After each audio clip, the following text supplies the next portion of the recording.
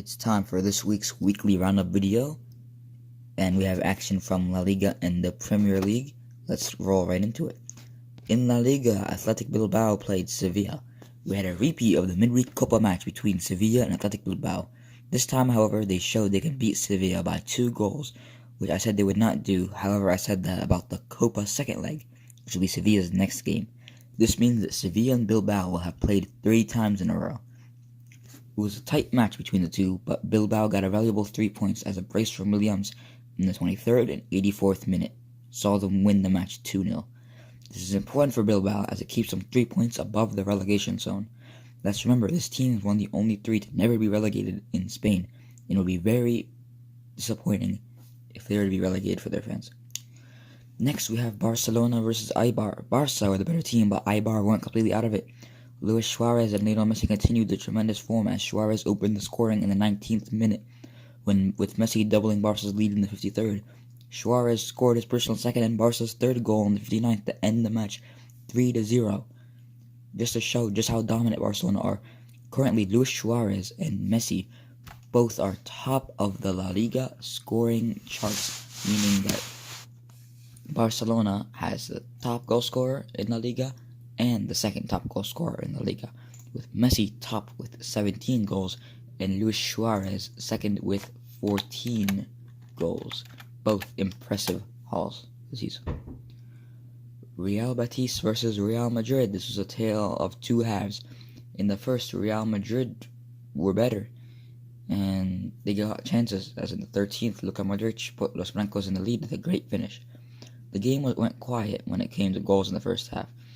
I did notice, however, in the early part of the match, Real Madrid defense was too spaced out, and Real Betis, had they been a little bit better in the early portion of the match, could have produced chances. In the second half, Real Betis grabbed the match by the horns and completely dominated. Real Madrid were barely on the ball, and Real Betis had a chance after chance to level. It seemed inevitable as, in the 67th minute, Sergio Canales leveled the score, with Real Betis pressing hard. Occasionally, Vinicius Jr. and others went on the counterattack with fast and good passing. That was one thing I was impressed by. Real Madrid were desperate to grab a winner with what will be an 88th minute free kick just outside the box, which was scored by Dani Ceballos. In the end, I'm not happy with the performance. After that, I've also officially given up on having a good season in the league. It seems like it's going to be hard for us just to get top 4. Also, mentioning a stat that Real Betis had 74% of the possession, which is hard to stomach against Real Madrid. The only silver lining was that Vinicius Jr. played well, and it seems, as I've said earlier, will be very exemplary in the future. Now, major talking point is Isco. Real Madrid played many youngsters in the lineup, but Isco wasn't played even when substitutes. He played Brahim, Vinicius, and other players, some of them not even big names, a lot of them weren't even big names, over Isco. And then Santiago Solari says that that's not a personal thing. I don't know what's happening. I don't know why Isco's not playing. That has to be a very major blow to Isco, and I feel, especially after this match, he might be leaving either in the winter or summer. Either way, I don't know what's with Santi Solari not playing him. As things stand in La Liga, Barcelona are top with 43 points.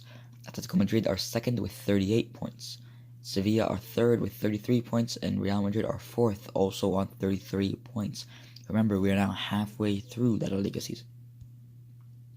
Now on to the Premier League, where Liverpool played Brighton away, and as I said earlier, this was a must-win match for Liverpool, as they needed to bounce back from the loss to Manchester City early in the league. They thoroughly outclassed their opponents, but it was a difficult and cagey affair. They did manage to grab a win, as Mohamed Salah gave Liverpool the lead early on in the second half from the spot. For Brighton, I feel the manager doing extremely well to get the best out of his players. For a team like them to be 13th is great for Brighton fans to play very well against these top teams. Tottenham versus Manchester United. The new manager's first major test was Tottenham away from home. Tottenham came in as the favourites, but Manchester United still grabbed the win at Wembley. The goal came off an amazing Pogba assist and a great Rashford finish in the 44th minute. Tottenham were the better team overall, and Man United barely scraped by in the second half, with De Gea having to make a few key saves and 11 in the second half. In the end, United would come away with the win, and let's say no one at Manchester would regret is missing Mourinho. United are now back in the competition and quickly manage to close the gap to the top 4. And if they do make it to the top 4, Solskjaer deserves major props and may even get the job.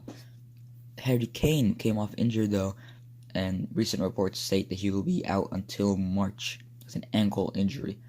Now, Tottenham will be very disappointed, especially because they lost Heung-min Son. He'll be out for the next month.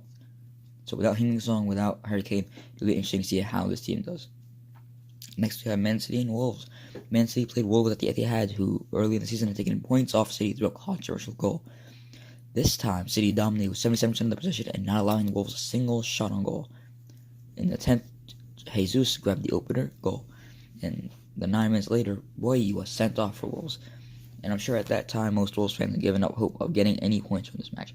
In the 39th, Jesus has been back at the form as of late, scored a penalty to make it 2-0, heading to halftime. In the 78th, an own goal from a Wolves player saw Man City take home 3 points with a 3-0 victory. As things stand in the Premier League, Liverpool are top with 57 points, Man City are second with 53, Tottenham third with 48, and Chelsea fourth with 47. Thank you for watching this weekly roundup. Be sure to like and subscribe. Paperball rolling out.